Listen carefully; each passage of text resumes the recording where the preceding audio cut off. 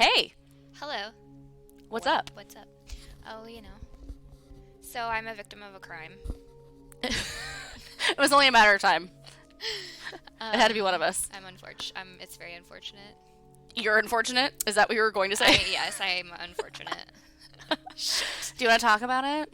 Yeah, so somebody broke into our car and stole our garage door opener. Fucking asshole. And so we have disabled said garage door, so you may not enter. I disabled my entire garage. It's no longer usable. Yes, so I'm annoyed about it, though. Yeah, that Very sounds like a giant inconvenient. pain in the ass. Yep. People I'm so suck. sorry. It's okay. It's fine. It's fine. I'm just kidding. And, like, didn't it happen, like, basically up the street from your house, too? Like, Yes, it happened very... or it happened to somebody else? Yes, it happened to somebody else, and they had a bunch of stuff stolen, though, and we did not. So super fun. So I'm very grateful that actually nothing has been stolen. Exactly. And hopefully, well, you disabled it, so they can't get in anyways. So. Yeah, no. And you have to be some kind of dumb to break into our house, though. Truly. Like, there's a whole ass cop in your house. and a whole ass member of the armed forces. Yeah, and a veteran of the United States Air Force, and a pit bull. Yes. And she might be a scaredy And a mother. cat, but she sounds mean. Yeah. Yeah. Honestly, honestly, dingo would probably eat a person breaking in. I was gonna say, Harlow. it wouldn't be Harlow. Harlow would be like, hey, what up? No, when I went into labor with the baby and we went to the hospital, my mom came over. It was like late. It was in the middle of the night. And my mom walks in and she said Harlow barked and then ran away and hid behind the couch. Because Fantastic. She wasn't expecting my mom to come. Like, your mom's like one of her favorite people. Like, She is. It was She was not prepared. Honestly hilarious. So, damn That's dog. awesome. Anyways, am I first this week or are you first?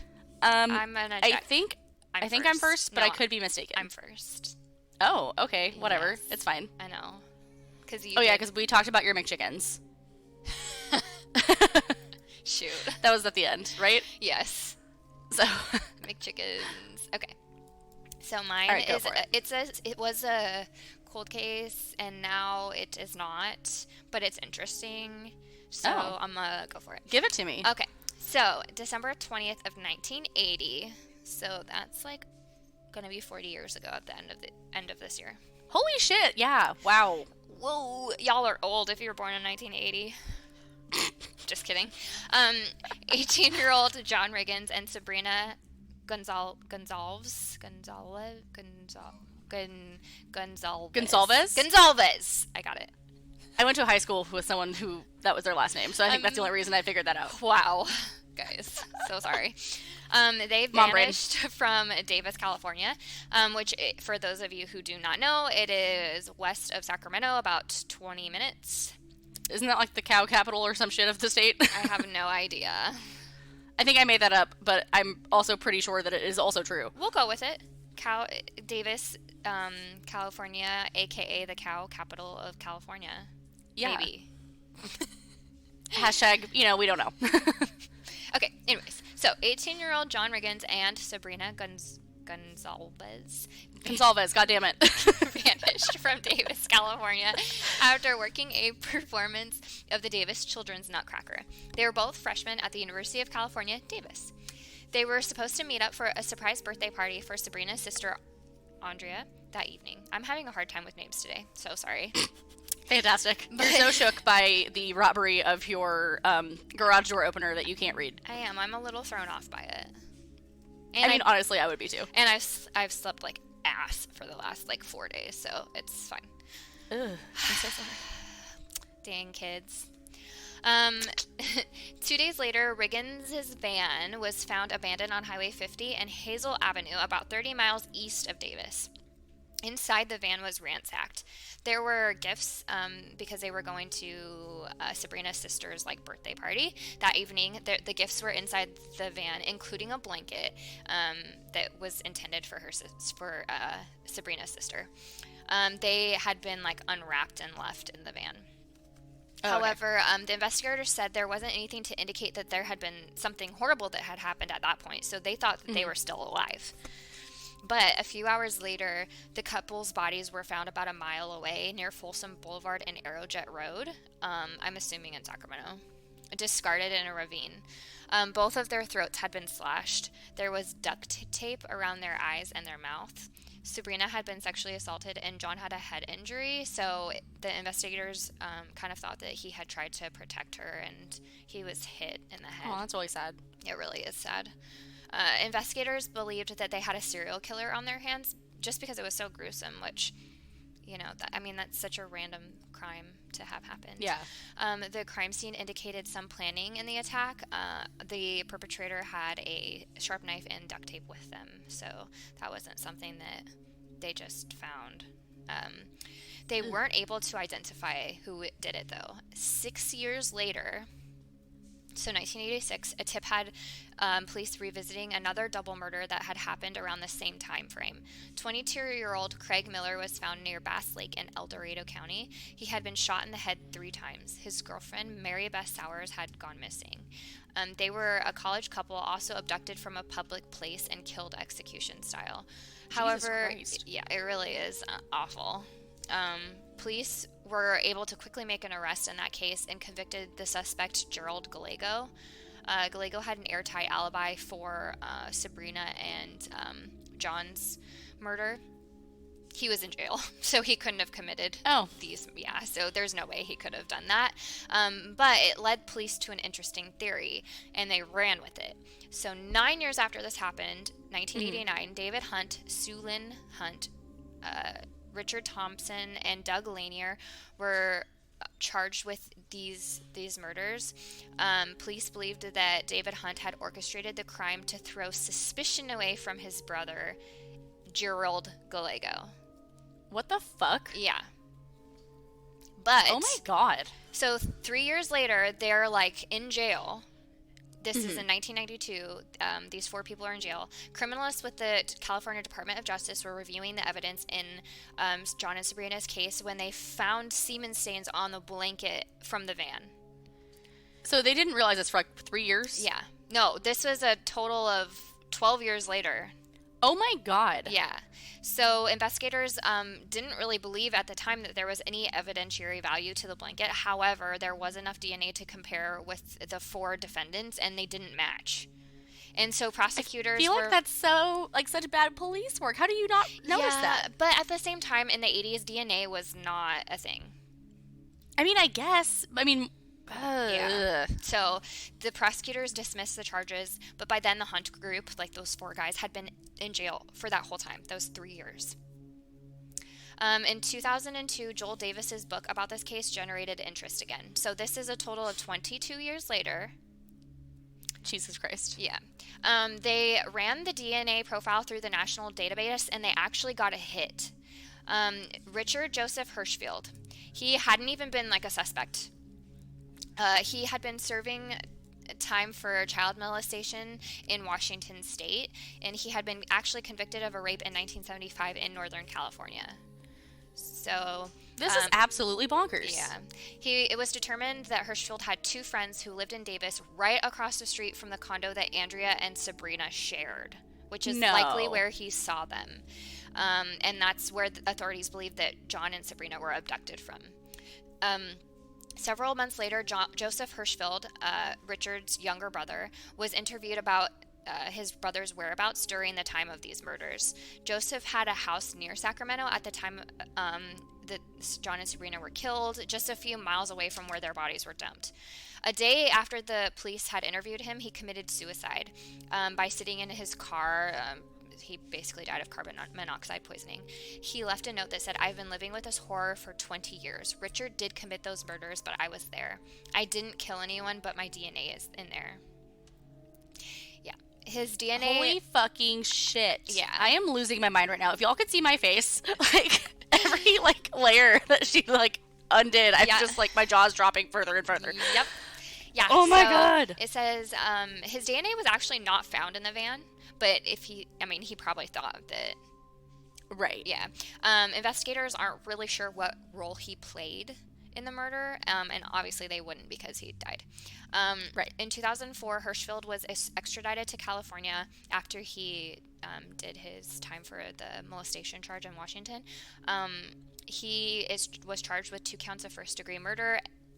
Also, he was charged with 4 special circumstances, basically alleging multiple murders and murder in the commission of kidnapping, rape, and oral copulation. So I'm not really sure exactly like what that means like legally, but he was convicted on all counts. It means you're a bad person. Yeah, pretty much. Prosecutors were seeking the death penalty, and the jury confirmed the death sentence in 2013. It was 32 years after the murders had occurred. I covered this case because I feel like that's probably not just like a one-off, especially if he had been convicted of murder also in Northern California, and then, or not murder, but rape, and then like another basically rape charge somewhere else. So the odds are that there's more victims.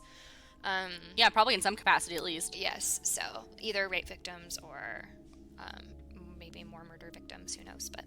That is absolutely wild. Yes. I have never heard of that before. Yes. Like the Omar or Oscar Gallego, that name sounded familiar to me. Gerald Gallego. But Never yeah, mind. it's because the girls from My Favorite Murder just covered the Gallego murders. That is probably why it sounds familiar to me. But I got my information from CBS News, an article by Troy Roberts, and then the Davis Enterprise with an article by Lauren Keene.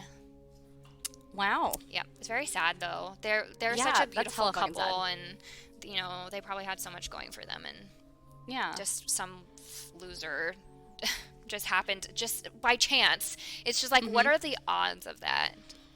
I don't know, because like he lived across the street from them. He was visiting friends who lived. That's across what the it was. street. Yeah, so it's like just by chance, and it's awful. God, but anyways. like truly like wrong place at the wrong time. Absolutely. This episode is sponsored by Ballsy. Ladies, have you been racking your mind trying to figure out what to get your man for Valentine's Day? I know that Wes always says he doesn't want anything when I ask him.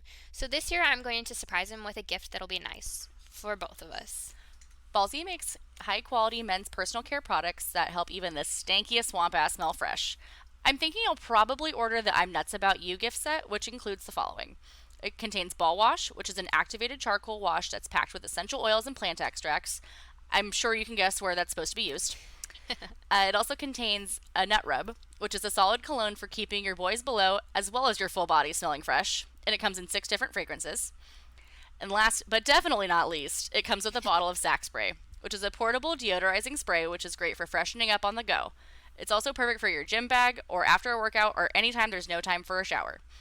This gift set normally retails for $45, but you can use our promo code HOT20 to save 20% off your purchase. There's actually another exclusive set that I've been eyeing, the Your Incredibles Heart Box, which includes 3 Nut Rub solid colognes, including a limited edition V-Day only scent, Drift and Dunes. They also make shampoo and conditioner, so you'll be smelling great from your head to your head. All of Ballsy's products are made in the USA with high-quality ingredients such as essential oils and plant extracts, and are always free of parabens, sulfates, and synthetic dyes. When shopping for that special man in your life this Valentine's Day, don't go for the same lame stuff that everybody else does. Ringing in at under $50, Ballsy gift sets are the way to go and will make both of you happy. Don't forget to use our code HOT20 to save yourself 20%. So, I found this on Reddit, shocker, written by a user named Mayhem in the Desert. All right. So this is the abduction and murder of Kim Bryant in Las Vegas. Okay. So 16-year-old Kim Bryant just finished registering for classes at Western High School the morning of January 26, 1979. She and a friend crossed Decatur Boulevard, one of the busiest roads in Las Vegas, and waited in front of a Dairy Queen for their rides. Several other teens were hanging out in a nearby parking lot. A parent picked up Kim's friend at around 10 a.m. Kim called her boyfriend from a payphone and was waiting for him to pick her up. When he arrived at 10:30, there was no sign of Kim. At noon, a motorist spotted a backpack in the center median on Decatur Boulevard. When she examined it, it had Kim's ID and belongings inside of it. Police believe whoever took Kim came back to toss the backpack in the road. Her body was found a month later in the desert at an intersection of Buffalo and Charleston. She had been sexually assaulted and killed with a blow to the head from a nearby rock. Months passed with no leads, but in August of 1979, two classmates of Kim had their memories refreshed after an article about the case ran in the local newspaper, and they were able to give the police a description of two men driving a 1955 or 1957 Chevy with a silver primer paint and light spots who had verbally accosted Kim while she was waiting in front of the Dairy Queen. Kim told the guys to get lost, words were exchanged, and the Chevy sped away down the road. The driver was likely in his early 20s with medium brown hair and possibly a mustache. The passenger had long, scraggly blonde hair, and the girls were able to give police enough to create a sketch of the passenger. The witnesses said the same men that had accosted Kim had approached them a week earlier and tried to entice the girls into their car with an offer to sell them jewelry. So basically, he wanted them to join a pyramid scheme. I'm just kidding. Oh my gosh. That reminds me, did I ever finish telling you that story of the person at the Ross? No. Or did I tell you about that at all? I don't think you have. Oh my god. Oh, I think I told my friend Mackenzie. So, you're gonna fucking die. Okay. I went to Ross the other day after work to pick up that belt that I wore with that dress over the weekend. Go peep her Instagram if you're curious what I'm talking about, because she looks hot. Thanks, dude. You're welcome. I went to a really awesome wedding that my former boss had over the weekend. It was the dopest thing ever. I think I was telling you this. Yeah. The cocktail hour was in a train. I'm here for that. Yeah, and they served margaritas and chips and salsa, which is like totally on brand for them. Legit. Like, I'm here for that. I'm pretty sure she lived off of chips, salsa, and margaritas for a period of her life. I kind of want some.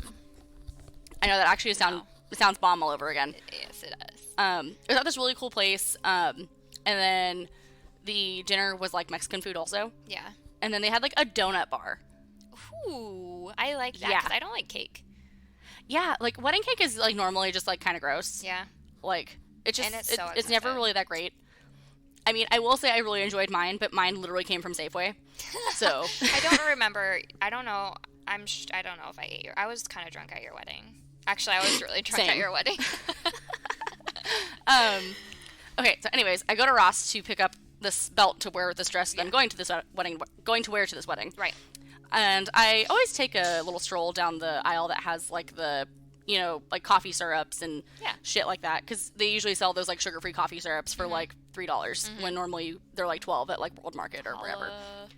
So I'm like looking at stuff, and then I like see like a couple of like glass Tupperwares, which are my favorite Tupperwares. So I was like, oh, maybe I'll pick these up. I'm kind of picking it up, looking at the price, and then this girl with a baby comes up, and she was like, oh, something about meal prep containers. She grabs a stack of the plastic ones, and she's like, oh, have you used these before? Like, do you like these? Like, do you like these kind? And I was like, yeah, those are cool, but I prefer glass personally. And then she looks at me, sets them down, and says, yeah, me too. And then it was very weird. Okay. And then she was like, oh, I was wearing my college sweatshirt. Yeah. She was like, oh, are you, like, what year are you at St. Mary's? I was like, oh, I graduated like almost 5 years ago. Like, I'm just wearing the sweatshirt. And, she's like, being very chatty Cathy, and I'm just like, bitch, I just met you. I'm just You're trying asking to me shop a lot of here. questions. Yeah. Yeah, I'm trying to, get some fucking pumpkin spice, flavor for my coffee and a belt and get home. Deuces. Yeah, and she's like asking me 20 questions about like, oh, like, what do you do for a living? Like, oh my god, are you married? Oh my god, do you have kids? I bet you want kids. And like, she's like going on and on. It's very overwhelming. And I'm just like, please stop talking to me. I'm like hoping to God that somebody will shoot me a text message or call me so I can be like, oh, got a blast. Yeah. And then she was like, oh yeah, my son is like 8 months old or whatever, and I had to leave my job because maternity leave, and then I wanted to be a stay-at-home mom, but I really wanted to start making some money on the side, and I found this business. Oh my god, have you ever heard of Herbalife? Oh my god. And I was like, I'm trying really hard to be nice at this point. Yeah. Because I'm just like, I don't want to join your fucking pyramid scheme. Right. Like, no, thanks. no, absolutely not. And I was like, I actually, I don't have a lot of free time. I just, have a couple businesses that I'm running. Like, sorry, like that's not going to work for me. And then she was just like, oh, that actually does sound like you're a very busy person. So like maybe she's like, well, like you can just like post on Instagram. And I was like, mm-mm. No, like, no thanks. And then like on cue, her baby started like hysterically crying, and she's like, okay, gotta go now. Oh Bye. my gosh. There's one girl I follow on Instagram. She literally has in her bio, I'm not interested in your pyramid scheme, and I am here for it. That is spectacular. I know. Honestly, Because, like, you know how many fucking DMs I've gotten over Oh, the years? same. Like, Or, no. like, Facebook messages from someone you haven't talked to in literally 12 years? Yep. Oh, I hate those. I'm like, absolutely not. Well, and the best part is they literally always start with, hey, girl. I know. Always. Haven't talked to you in forever. Oh my god, like, the picture that you posted the other day is so cute. Anyways, do you want to be a boss? Right. No. Boss babe. Hashtag. Yeah, and there's, like, 18 emojis. Yep. Okay, anyways. That was our Okay, tangent today. That's that our was TED our Talk. tangent. That was our TED Talk about Yeah. Thanks for I listening. don't think that these men wanted to get these girls to join a pyramid scheme. However, Probably not. that's exactly what this, article made it sound like. So they wanted to sell them jewelry. The girls refused to enter the Chevy. The men became angry and sped away. Nobody matching the suspect's description, who the police described as, quote, grubby hippie types, were ever located. Which, I mean, like, it was the late 70s. Like, I'm pretty sure 90% of them were grubby hippie types. Especially in the desert in Vegas. Like, yeah. So interestingly enough, the most consistent fact from the very earliest reporting on the case was that Kim was approached by the two young men in the Chevy before she disappeared. Because there wasn't, like, too much detail, but that was the one thing that was, like, very consistent through, like, all the stories and then the people coming forward later. So in 1980, Ronnie Lee Fain, who had spent most of his life in prison, was arrested for the murder of local Las Vegas roofer Bobby Jean Thomas. But Fain had a story to tell the prosecutors. The reason he killed Bobby Thomas was because Thomas had confessed to the rape and murder of Kim Bryant, causing Fain to become compelled enough to avenge the dead girl. Thomas had been stabbed several dozen times and left in the desert on he was left in the desert on January 27th of 1979, the day after Kim's abduction. Dang. And Thomas had previously been convicted in the rape of his teenage stepsister, as well as an assault on a young woman and that he stranded on the side of the road. Jesus. So it seemed possible that he did have a role in Kim's death. Isn't that fucking Sounds insane? like a great guy. Absolute wonderful human being. Probably also sold Cutco knives. Um, Oh my gosh. I'm sorry, I'm like on one today.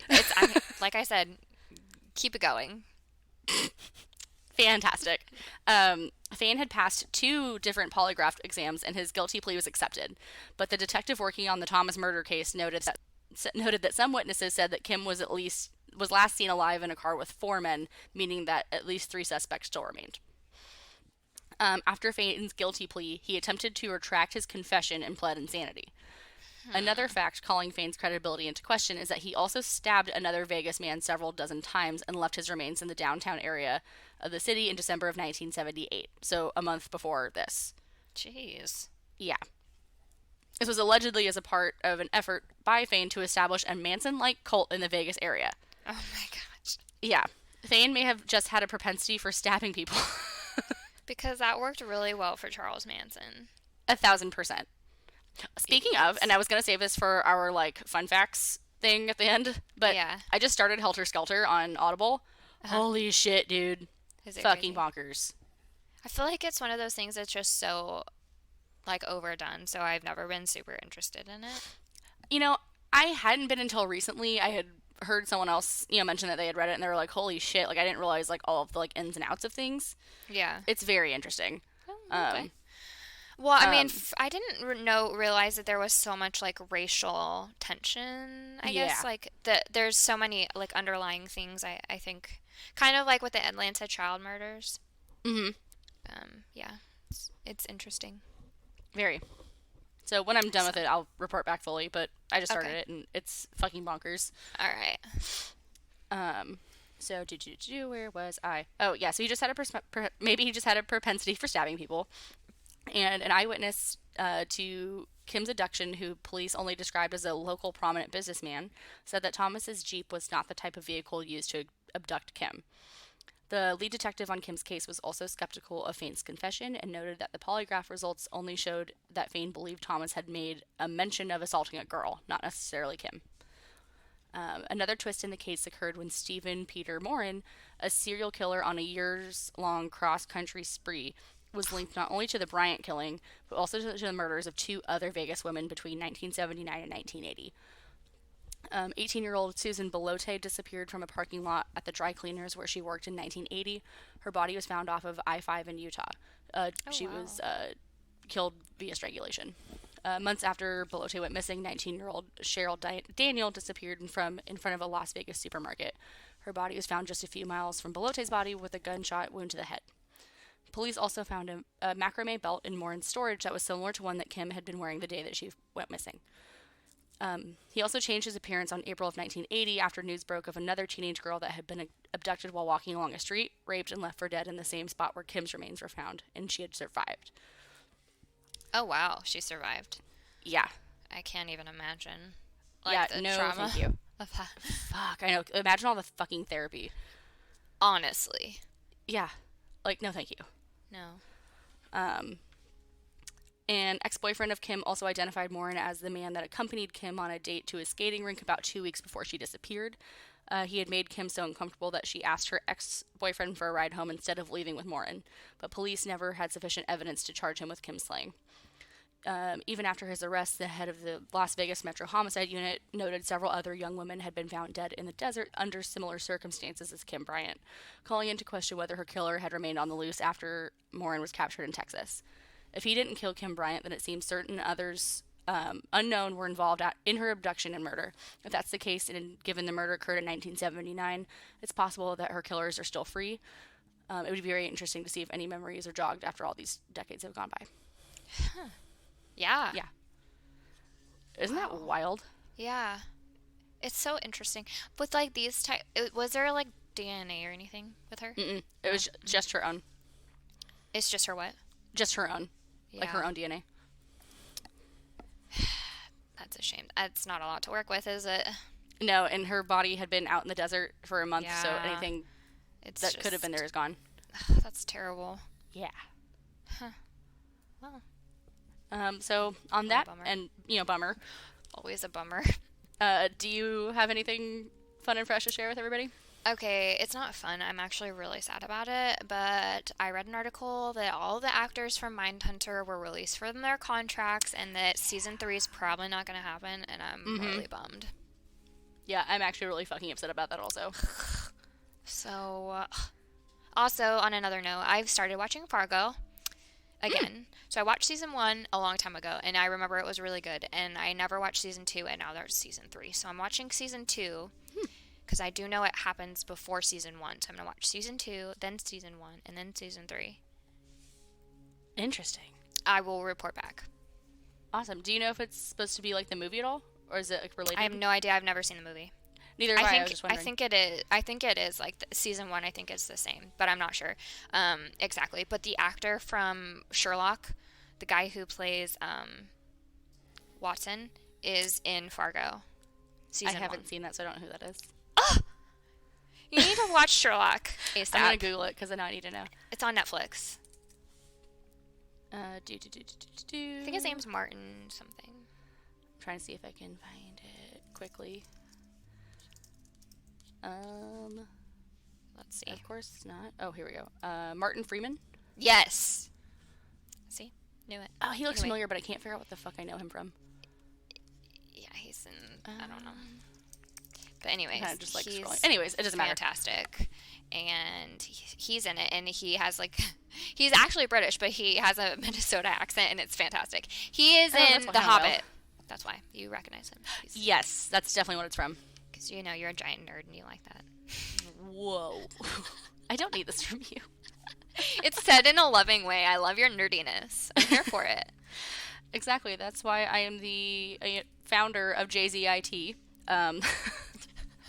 You're welcome for that. Honestly, though. Anyways, so that's my bummer. Do you have a bummer? Or, I guess anything fun? Do you have something else really sad you want to share with everybody who listens to this? Well, this podcast is kind of a bummer in general. I mean, truly. There's a funny story from Saturday. So on Saturday, I went out for my friend Mackenzie's birthday. Yeah. And we went to a bar, and I went to the bathroom, and this girl looks at me and was like, "Oh, did you also use a fake ID to get into here?" I was like, excuse me? That's fantastic. No, I'm old. Yeah, I was like, no, not so much.